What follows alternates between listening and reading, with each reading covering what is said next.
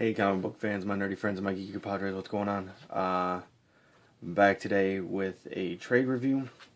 Today, it's the Uncanny X-Men, the Dark Phoenix Saga.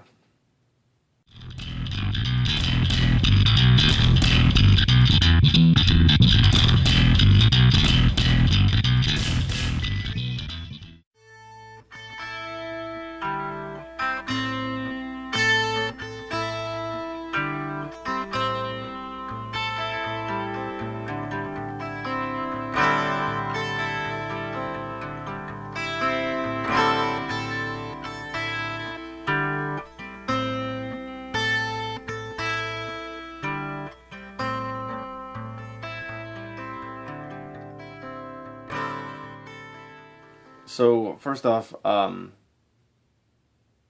this is a story that everyone who reads any comic should read, or should have read.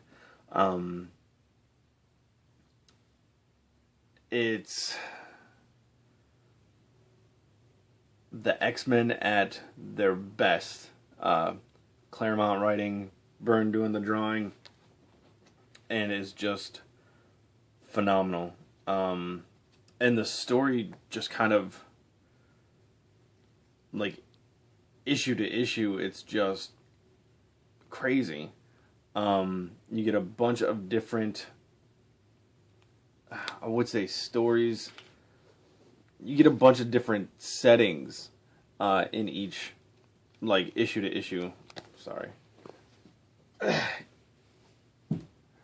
My cat was licking the condensation off the window. Anyway, so yeah, you get a bunch of different settings in each, like, in this whole story. Like, you got Chicago, you got New York, you have like the 1700s, you have modern time, you have New Mexico, the moon, outer space, like, it's all over the board, which is kind of cool. Like, actually, normally I would probably be, like, completely uninterested in something like that happening, but the story being told lends itself so well to transitioning to those places that I would say you don't notice it, but it's completely fine. Like, it's necessary. So in this, this collects issues. Sorry, issue 129 to 137, I believe. Yeah, 129 to 137. In which Jean finds herself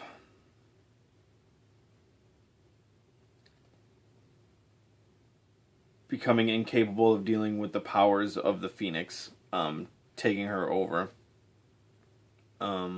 as told by the title. But we also get, like, I believe their first appearances of Kitty Pryde and Dazzler. They're becoming new mutants, and Professor X, using Cerebro, finds out where they are. That's where Chicago and New York come into play. I think it's Chicago. Now I'm questioning myself, but I'm pretty sure it's Chicago. Yeah, Chicago. We come up with finding Kitty Pryde first, as some of the X-Men are going to find Kitty Pryde. The other ones are going to find Dazzler. Of course, they don't know who they are. They just know that there's mutants out there. And while each group is going to do this, they're attacked by members or lackeys of the Hellfire Club, which is made up of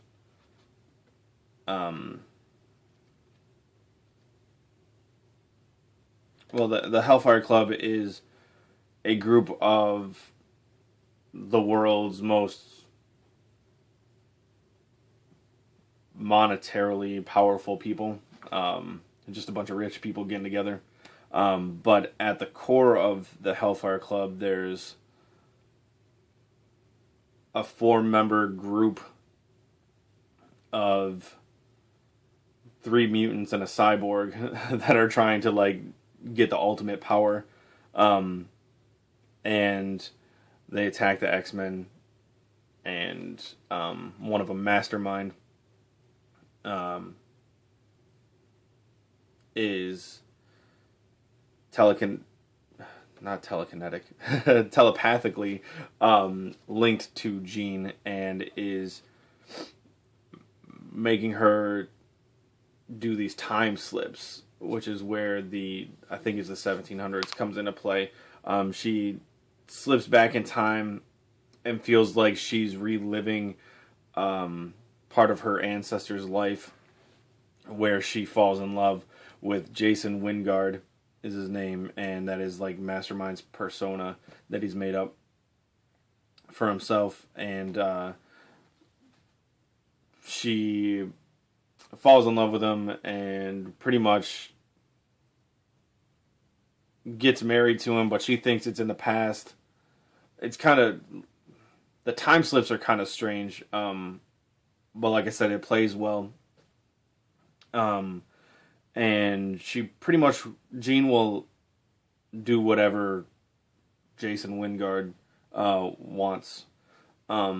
So in present time, she is working with the Hellfire Club to take down the X-Men. She becomes their Black Queen. And she's working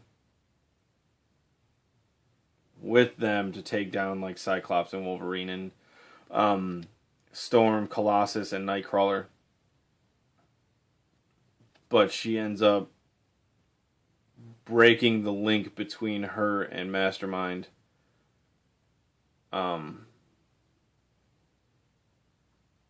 And getting away from that, they have this big, huge fight at the Hellfire Club building, and the X-Men get away. After it's a big fight, it's actually really well written and well drawn. That's one thing about this book. Everything is really well written and well drawn. It's like pinnacle. But they get free, and just suddenly Jean turns into this Dark Phoenix. Let me see if I can find that point.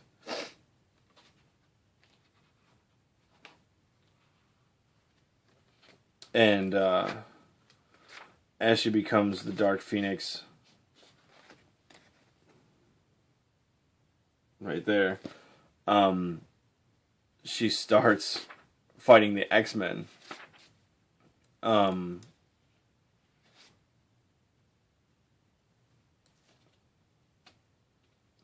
to remember. I don't think there was actually a reason for her to start fighting the X-Men. I think she just did. She's just power hungry. And she takes out the X-Men and flies off into space. At that point, she finds a star and causes it to supernova, taking on all the power and destroying an Earth-like planet with 5 billion people on it, or 5 billion creatures on it, which gets the attention of Liliana, the Empress,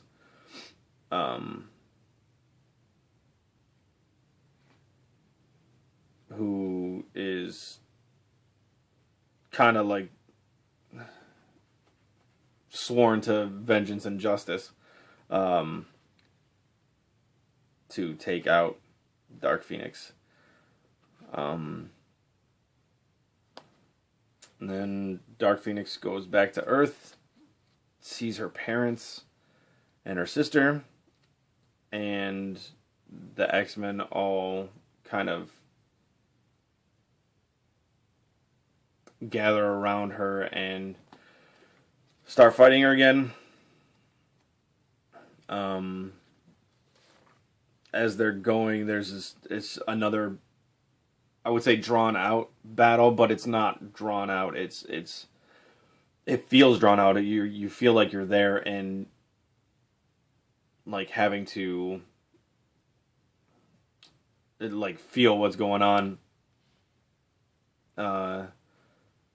Then at this moment, Professor X comes in, and you can feel the weight of this telepathic mental battle that he and Jean are having. And this is the page. It's not much. Like this fight between Xavier and Jean is not much. It's just those 2 pages, but it feels like it just feels heavy. And it's fantastic. It ends up being Professor X puts in these like mental circuits to keep the Phoenix at bay and just have Jean. And then finally, when everything seems calm and nice and like the happy ending, they get teleported. the whole lot of them. At this point, Beast has joined. I kind of skipped over that. But Beast joined, went back to being an X-Men from being an Avenger. And everybody is transported to Lilandra's Shi'ar, I forget the name of the ship, but to like the Imperial ship. And she pretty much sentences Jean Grey to death because what she did to the planet that she destroyed.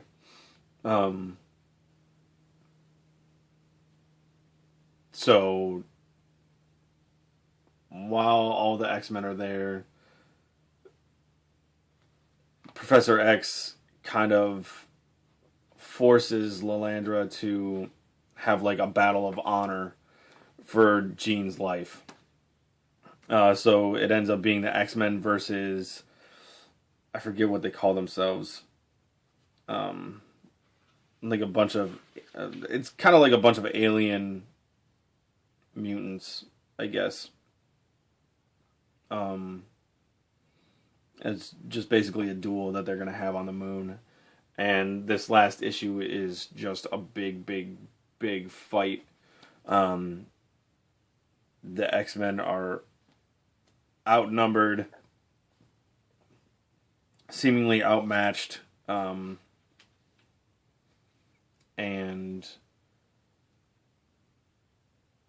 in the end, everybody's down and out except for Cyclops and Jean. They run into kind of it's kind of like a cavern. There's ruins on the moon that they're fighting in.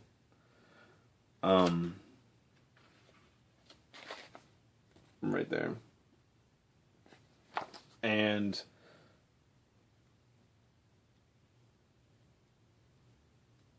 they're fighting all these alien mutants, and everything's going really badly for the X-Men. in the end, as Cyclops gets hurt, Dark Phoenix rises out of Jean. So she broke all the circuits that Professor X had put in place and becomes Dark Phoenix again, and kind of takes out... She doesn't take it out, but her power almost takes out the ship. And she pretty much gets in a fight with the rest of the X-Men because they realize now that there's no separating Jean from the Phoenix. So all the X-Men kind of converge on Jean at Professor X's behest and start fighting her as her power is kind of dwindled down a little bit. So as she's weakened, Storm kicks up a tornado, Cyclops shoots her with his beam, Wolverine throws Colossus at her and he punches her, but he kind of pulls his punch a little bit, and she kind of, at that moment, it's like she realized what was happening, and she runs into this, like I said, this kind of cavern, I guess. And Cyclops is running behind her, and she kind of kills herself with this ancient weapon. The last issue is bookended by the Watcher kind of saying that he's been watching Jean, like he watched when she was born and her grow up and become the Phoenix and take on all this power, and now he's there to watch her at her death. And that's pretty much how it ends. He says that she killed herself for the greater good of humanity, and she died a human instead of a god. And that's it. I apologize for the spoilers. Usually I don't do spoilers, but this is pretty old, so, and pretty well known, so most people have read it. If you hadn't read it, sorry. I'll put something at the beginning of this video announcing that there's going to be spoilers. But if you haven't read this, it's completely worth it. It is amazing. And actually, I'm really excited because we just found out that Chris Claremont is going to be at the Motor City Comic Con this year, and I'm going to try my damnedest to get as many copies of the Dark Phoenix Saga in single issues as I can and get him to sign some. So, yeah, it's awesome. If you haven't read this trade, you definitely should. Like I said, I'm going to try to double dip on this and get some single issues of this story so I can get them signed. And yeah, so that's it for Uncanny X-Men: The Dark Phoenix Saga. It was really, really fantastic. This will be a book that I go back and read probably multiple times, just because it's so awesome. It's really, really fantastic. Really done well. And I have the next trade after this, which is going to be the new X-Men movie. And for some reason I can't remember the title of it all of a sudden. But I believe it picks up at 138 and goes on from there. So, yeah, really, really excited to read that. And if you guys don't mind, I'll end up doing a trade review of that as well. So, in conclusion, fantastically awesome trade story arc. Yeah, just really, really great. That's it. So I'll talk to you guys later. Have a good one.